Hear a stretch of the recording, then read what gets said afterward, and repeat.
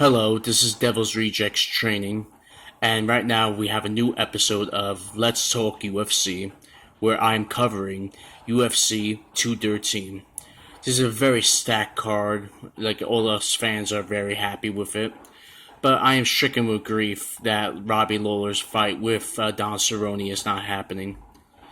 It super sucks, but life happens. So with that being said, it seems like this fight right here between Travis Browne and Alistair Orlink will be bumped up to the main card. So let's get this show started.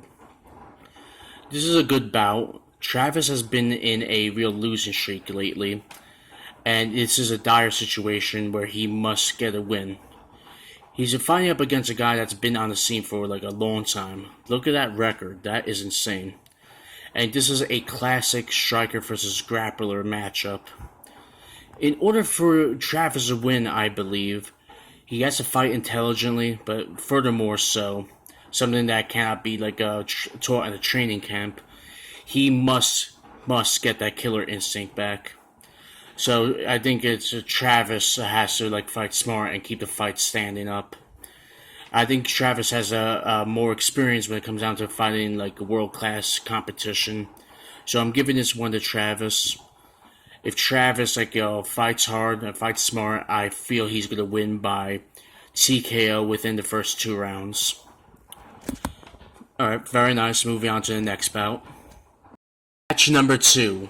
We have the returning Anthony Pettis coming to lightweight against Jim Miller. I love Jim Miller. He's always up for a fight, and it's never a boring fight with him. Whether it comes up to him standing up and trading with a guy, or him grappling a guy and grinding it out, he's always a good sport and always game. When it comes down to it, I believe Jim Miller has the advantage. We have Clay Guida the Dank when it comes down to how to defeat a Pettis, constant pressure, always backing Anthony Pettis up, barraging him with strikes, and then grinding him up against a cage and making it a very dirty fight. Well, it seems it may be a little more competitive if Anthony works on his wrestling, but there's so much you can improve in a short amount of time. So I'm going with Jim Miller in this bout. Just keep doing what you're doing, and I believe you got it. And I have Jim Miller winning by a unanimous decision, but making it a very ugly dog fight. Very nice. All right, next bout. Match number 3. Going at it a third time, Fabricio Werdum finally returns after his time off against Alistair Overeem. Fabricio won the first round via submission, and Alistair Overeem won by unanimous decision. But this time around, both of these men here vastly improved since the last time they faced each other. Their last bout was less than stellar. Fabricio kept trying to do jiu-jitsu while Alistair was not having it at all. But Alistair improved when it comes down to his striking overall, being at Greg Jackson's, and Fabricio improved vastly when he could actually stand with some of the best in the octagon. But how this bout goes, this is a tough one for me. I love both these guys.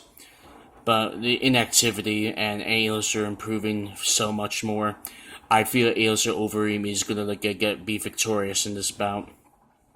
If Alistair keeps a fight standing, and really picks his shots and makes Fabricio really chase after him, I think Alistair Overeem is gonna have the extreme edge in this bout.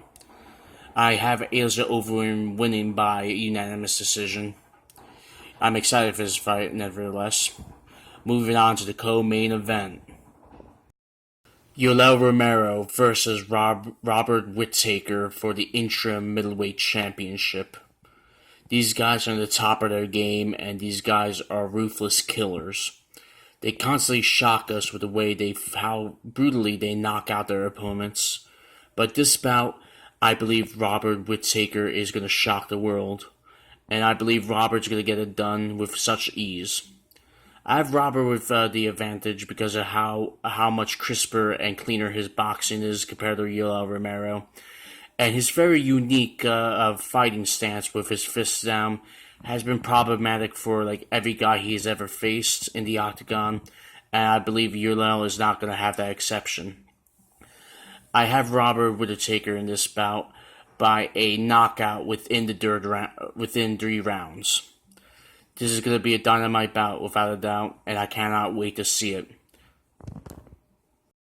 And now, the main event for the Women's Bantamweight Championship. We have the champion, Amanda Nunes, versus Valentina Shevchenko. This is a rematch from a bout they had like a while ago. And in the last bout, things got really interesting in the third rounds. Amanda Nunes did win that fight without a doubt. But when like Valentina landed like a one like very hard elbow, it changed the landscape for that fight. But like it comes down to it, I believe Amanda Nunes has this. She's been slaying through like that division lately, and like brutally knocked out Ronda Rousey and like massacred Miesha Tate. So by that pattern of behavior, I have Amanda Nunes winning. By how so? I believe if she like stabilizes Valentina, like it gets her down and just like grinds her out and then just beats her up with those like trademark ground and pound with those vicious elbows. I think Amanda Nunes has an edge. But in order for her to win, she's gonna have to keep that constant pressure on and on until like the final bell, unless she gets a knockout victory. I have Amanda Nunes winning by open-ended spectrum. Could be by decision, or if not, like a TKO within the early rounds. But yeah, she has my pick. Well, alright then, that's it guys. Please like, comment, and subscribe. And please, state your opinion below. Comment how you feel these fights will go and who you have to pick to go over and by what fashion. Okay, thank you. Have a good day.